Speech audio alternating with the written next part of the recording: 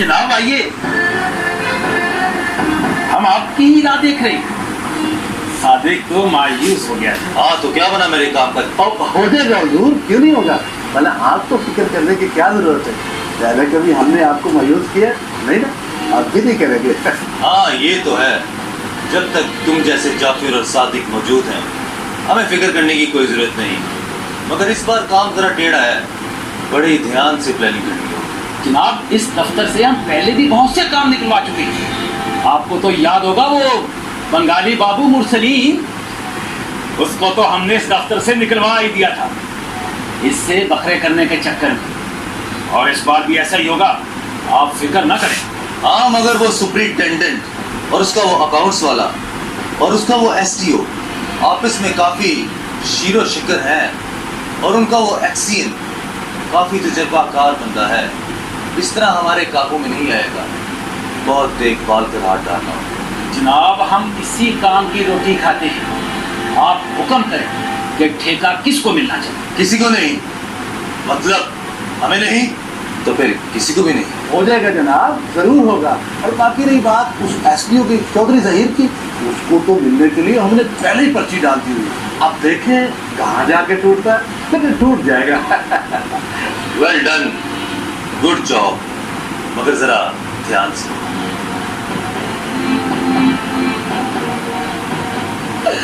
جب تک جعفر اور صادق ہے نا تو یہ کام چلتا ہی رہے گا. چلتا رہے گا. ہم نے بخوبی طے کر لیا. اب آگے کا پلان اور دوسرا مرحلہ بھی سن لو. جناب ہم ایک تیر سے دو شکار کر کے آئے, اور ہو سکتا ہے کہ اگلا مرحلہ اتنا مشکل نہ ہو. ٹھیک کہہ رہے ہو, ٹوٹ تو پڑ گئی ہے ایس ڈی اور اس کے عملے کے درمیان, مگر ابھی بھی بڑی رکاوٹ ان کا ایکسین اسلام الدین ابھی بھی باقی ہے. وہ اتنی آسانی سے اس ٹھیکے کو منسوخ نہیں ہونے دے.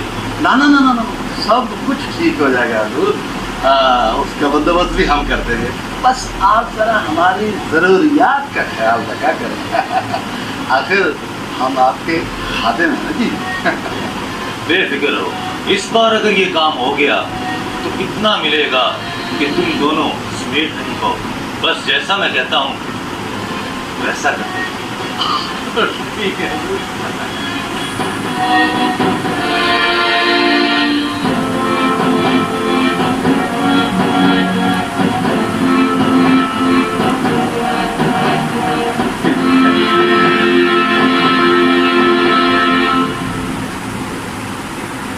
چلے صاحب, دیر سے ہی صحیح پر آپ نے یاد تو کیا. ارے بابو صاحب, اسی لیے تو کہتے ہیں دیر آئے درست آئے. مگر ایک بات میری سمجھ میں نہیں آئی کہ تم لوگوں نے نچلے اسٹاف کو انوالو کر کے بہت بڑی غلطی کی ہے. اب دیکھیے نا, سارے سیکشن اپنا حصہ مانگ رہے ہیں. لیکن جو صاحب کا حکم ہوگا وہی ہوگا, تو ان کی کیا مجال ہے کہ آپ کے حکم کے سامنے دم ہے. ان کو رہنے دیں. صاحب آپ کی بات بالکل ٹھیک ہے, مگر ٹھیکہ منسوخ کرنے کی کوئی نہ کوئی وجہ تو ہونی چاہیے نا. اب آپ ہی بتائیے, میں اوپر والوں کو اور نیچے اسٹاف کو کیا جواب دوں گا؟ نہ اسلام الدین صاحب, آپ کو جواب دینے کی کیا ضرورت ہے؟ دیکھیں, آپ کے نیچے چاروں سیکشن میں ہم نے فوٹ ڈلوا دی, اب بیچارے آپس میں لڑتے رہے. رہی بات اوپر والوں کی, تو ان کو بھی ہم سنبھال لیں گے. صادق صاحب یقین جانیے, مجھے اب بھی آپ کا مقصد سمجھ نہیں آیا. آپ اتنے انفلوئنشل لوگ ہیں, روپئے پیسے کی کمی نہیں ہے, اوپر تک آپ کی اپروچ ہے. آپ چاہتے تو یہ ٹھیکہ اپنے نام بھی کروا سکتے تھے. مجھے ٹھیکے سے نہیں, اس پل کے راستے سے مسئلہ ہے. سمجھا کریں, کبھی کبھی کاروبار میں اپنا فائدہ اتنا فائدہ نہیں دیتا جتنا کسی دوسرے کا نقصان دیتا ہے. بابو صاحب بات تو آپ نے گہری کی ہے, لیکن یقین جانیے میں اب بھی نہیں سمجھ پایا. آپ کے چاروں نادان سیکشن جو اس پل کو روکنے کی خاطر آپس میں دشمنوں کی طرح لڑ رہے ہیں, وہ یہ نہیں جانتے کہ اس پل کے بننے سے ان کو کتنا بڑا فائدہ ہو سکتا تھا. ارے قسمت بدل سکتی تھی ان کی اس پل کے بننے سے, اور ہیڈ کوارٹر سے ان کو بونس الگ ملتا اور ترقی بھی. یہ تو وارے نیارے ہو جاتے جناب. واہ, کیا پلاننگ کی ہے آپ لوگوں نے. بھائی سب سے بڑا کمال تو تم لوگوں کا یہ ہے कि तुमने उन सबको आपस में लड़ा कर उनकी तरक्की का रास्ता हमेशा हमेशा के लिए रोक दिया। I appreciate very good. हाँ, ना अब पुल बनेगा और ना ही कभी दिन बदलेंगे उनके।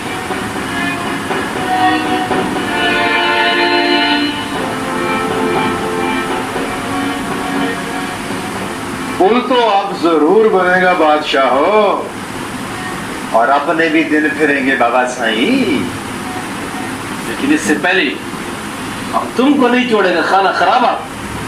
और ठेकेदारा, अब तुम्हारा कोई इरादा कामयाब नहीं होने देगा। ये क्या, इतना बड़ा धोखा? धोखा? नहीं नहीं, धोखा तो वो है जो आप हमें दे रहे हैं।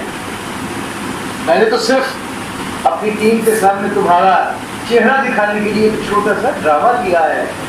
ठेकेदार और बाबू, तुम जैसे साक्षी और बुरे दुश्मन लोग हैं जिन्होंने हमारे वतन की तरक्की राह में रुकावट खड़ी की हुई है।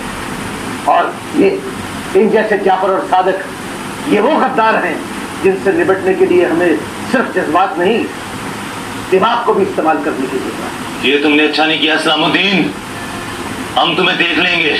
फिलहाल तो तुम कानून को देखो ना। इंस्पेक्टर साहब। सर।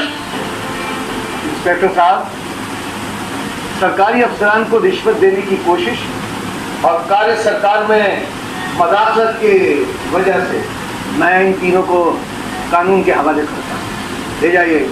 चलो, यू आर अंडर अरेस्ट।